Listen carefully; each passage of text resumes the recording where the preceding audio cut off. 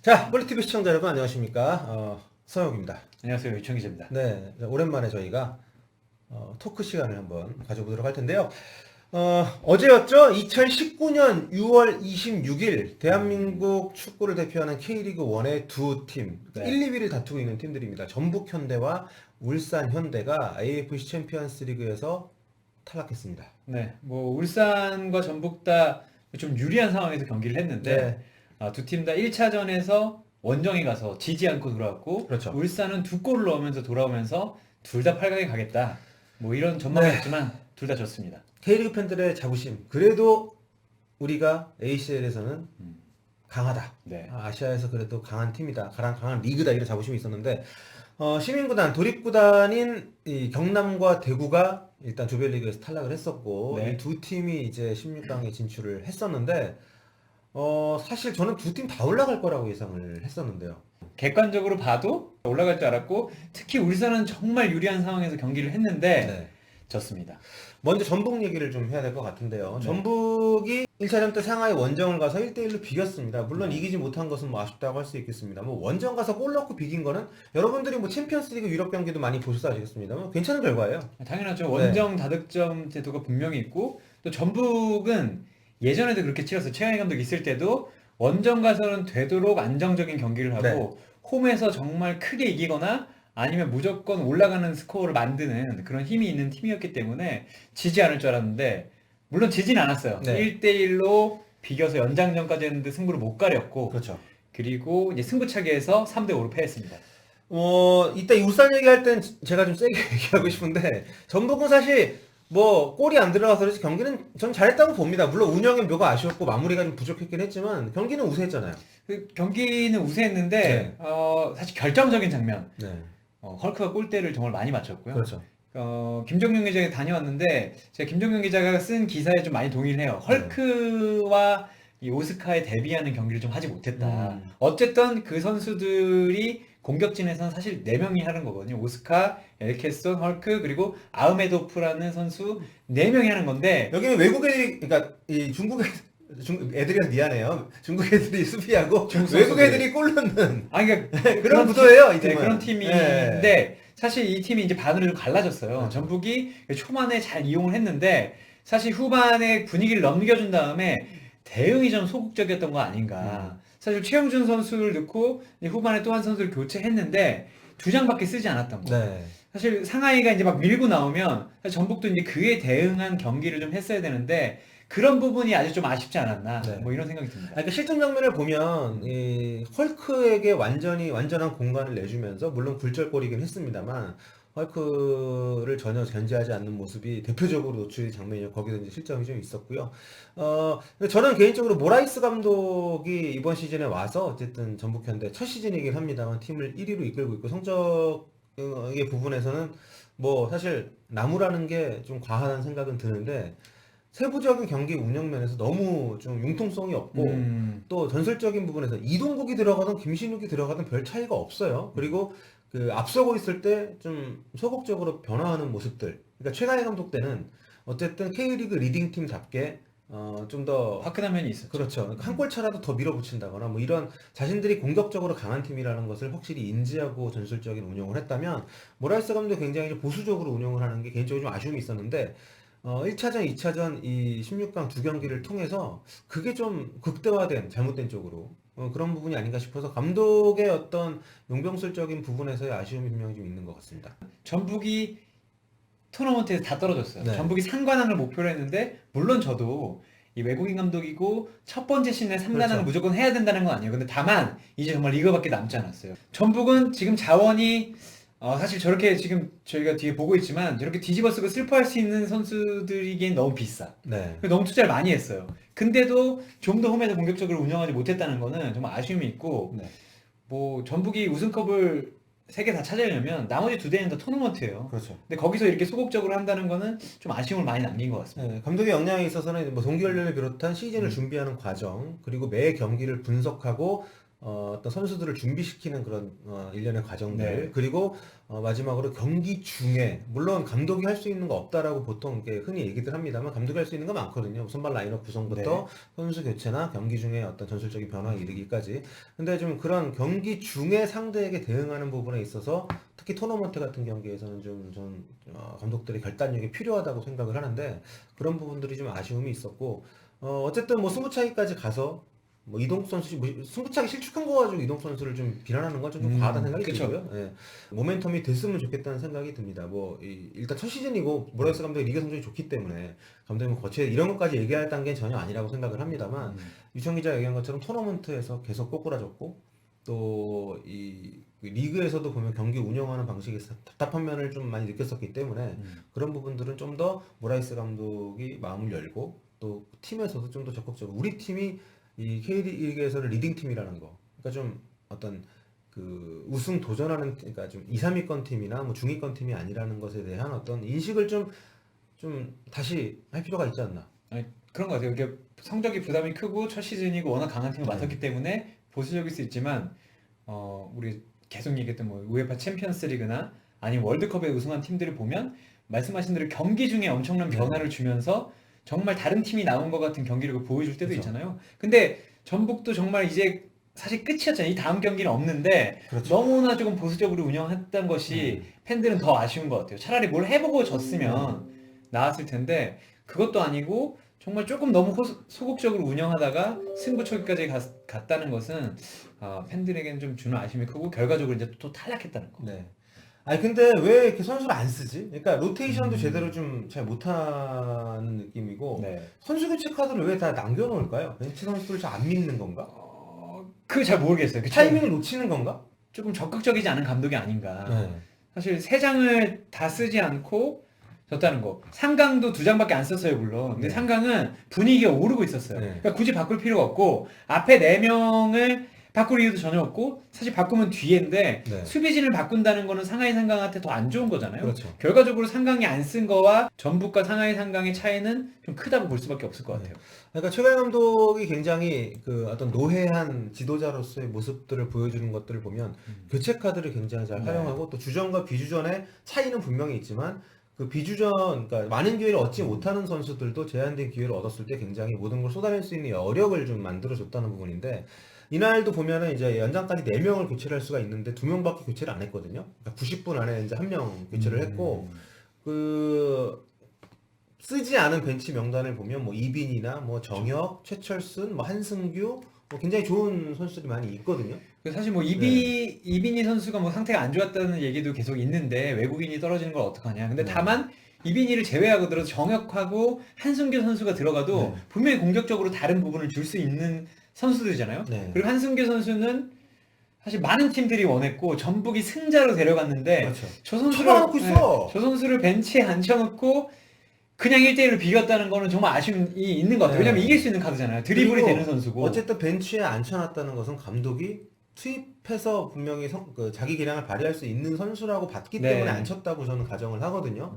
컨디션이 안 좋다 하더라도 왜냐하면 그렇지 않다고 하면 컨디션 관리나 여러 가지 모든 것이 다 감독과 어떤 팀의 몫이고 또 벤치 명단을 짜는 것조차도 감독의 결정이기 네, 때문에 맞습니다. 그렇게 짜놓고 투입을 제대로 하지도 않고 뭔가 분위기를 바꾸지 못한 채로 이렇게 무너진 것은 분명히 좀 아쉬움이 있고 이 전북은 선수 구성에 있어서는 사실 누구도 핑계댈 수가 없기 때문에 감독이 책임질 부분이 많이 있다고 생각은 합니다. 당연히 책임 네. 묻히죠. 사실 로페즈와 김신욱과 문선민으로 공격진을 네. 짤 수 있다는 거는 사실 저 정도면 모든 팀이 부러워하지 않겠습니까? 그러니까 네. 당연히 지금 1위를 하고 있고 그런데 이제 조금 단조롭고 그리고 나중에 안 될 때 보면 김신욱 카드가 처음에 잘 먹혔어요. 김신욱 선수는 정말 좋은 선수고 쓸 수밖에 없는 공격 포지션이긴 하지만 나중에도 김신욱만 고집했다는 게 좀 문제죠. 그러니까 그러면 누구를 넣어서 바꿔주거나 감독이 적극적으로 개입을 해가지고 그렇게 하지 말아라라고 얘기를 했어야 되는데 저게 끝까지 이어진 거는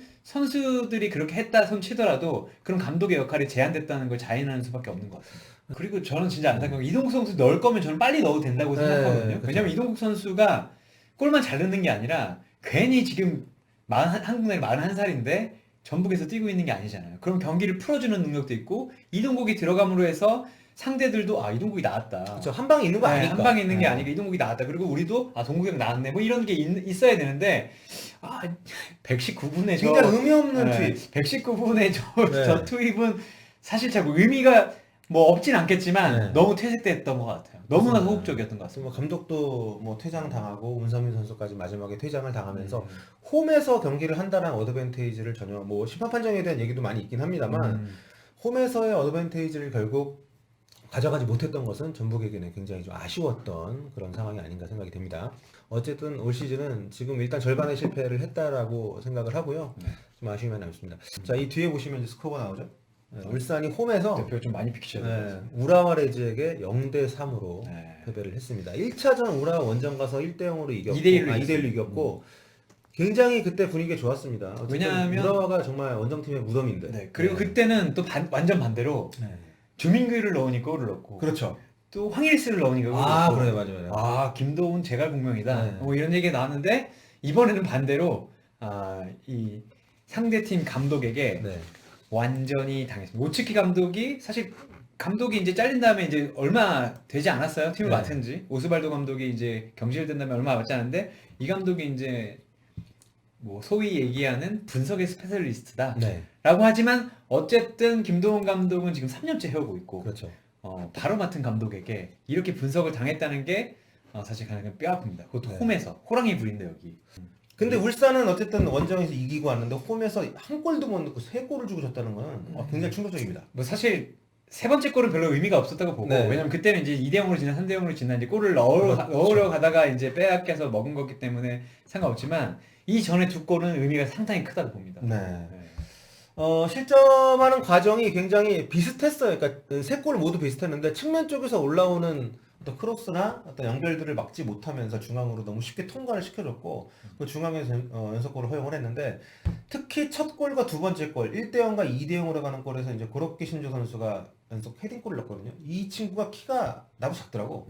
키가 작아요. 네, 근데 이제 기록을 제가 시즌 기록을 훑어보니까 매 시즌 헤딩골을 두세 골씩 넣는 선수예요. 근데 시즌에 두세 골을 넣었는데 헤딩으로. 근데 오늘 두 골을 넣었으니까 네. 어제. 기본적으로 이 선수가 헤딩 능력이 있는 선수인데 이날도 보면 위치 선정이 굉장히 좋고 그 수비진들이 버린 공간을 굉장히 영리하게 잘 활용하는 모습을 좀 보였습니다. 그러니까 수비진들이 적절하게 마크를 한다면 이 선수에게 헤딩 기회가 가지 않을 수 있는 상황에서 다 골이 나왔기 때문에 좀 준비가 좀 부족했던 것이 아닌가, 분석이 좀 부족했던 것이 아닌가라는 생각을 좀 하게 됐어요.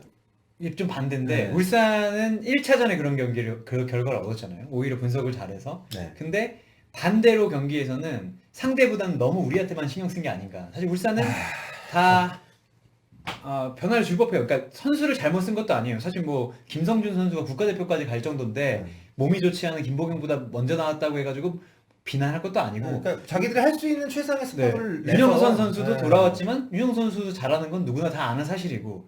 그런데 울산은 사실 1차전처럼 하자라는 생각이었던 것 같아요. 우리가 잘하는 거 하자. 근데 우라와는 울산이 잘하는 거 못하게 하고 우리가 했던 걸 다른 방식으로 하자. 그러니까 말씀하신 대로 그렇게 신조 선수가 골을 넣을 때 보면 크로스가 다 짧게 올라오는 게 뒤로 날아오면서 네. 풀백 뒤쪽으로 가면 시선 유도가 되고 네. 사실 뒤에는 고로키 신조 선수가 작잖아요. 그렇죠. 그러니까 울산 수비수들이 뒤에서 들어오겠어 할 때 그때 다 두 골 다 먹거든요. 네. 세 번째 골은 시선 유도가 돼서 바깥으로 나온 게 다시 안으로 들어오면서 골을 넣는 걸 보면 울산 수비를 정말 완벽하게 분석을 했고 네, 충분히 훈련된 연습을 네. 하고 준비하고 나온 그런 패턴으로 세 골이 다 들어갔기 때문에 굉장히 좀 울산 입장에서는 실점을 하고도 굉장히 좀 성실감이 크지 않았을 거라 생각이 좀 듭니다. 그리고 저희가 이제 뒤에 보면 저는 이 히트맵을 봐야 된다고 이런 생각하는데 고급자를 네. 어디서 공을 이제 네. 뒤에 보면 이제 저희가 이제 뒤에 깔아드릴게요. 이제 공을 잡은 위치를 보면 중앙을 완벽하게 해줬어요. 네. 울산은 측면에밖에 발자국이 없어요. 그러니까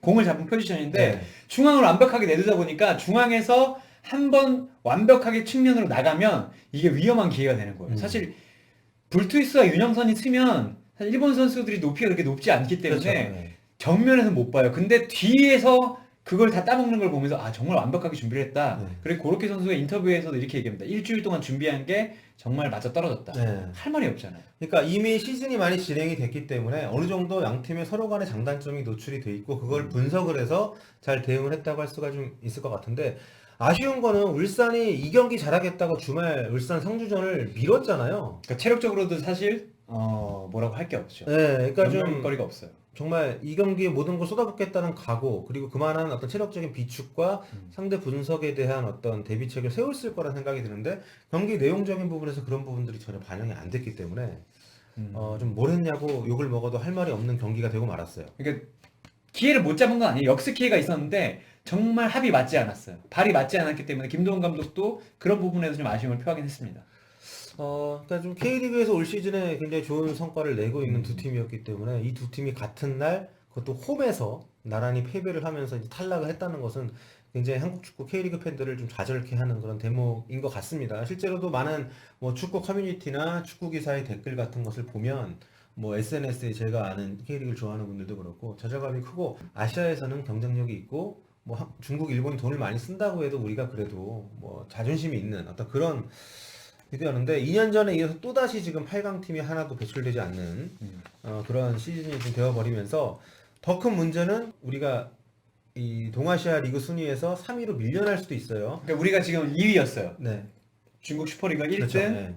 우리가 2위였는데 두 팀 올렸잖아요. 8강에서 두 팀이 네. 지금 올라갔기 때문에, 이게 역전되면 문제가 뭐냐면, 만약에 우리가 3위로 떨어지면 2 플러스 2 플러스 2. 그러니까 네. 리그 1위 팀과 FA컵 결승, FA컵 네. 우승팀만 가고 나머지 두 팀은 플레이오프. 2위, 3위는 플레이오프로 가는데, 물론 플레이오프 가도 우리가 올라갈 가능성이 큽니다. 근데 다만 시즌을 너무 빨리 시작해야 되고, 그렇죠. 이제는 플레이오프에 오는 팀들도 정말 만만하지 않아요. 그래요, 맞아요. 그렇기 때문에 팀 숫자가 더 줄어들 수도 있습니다.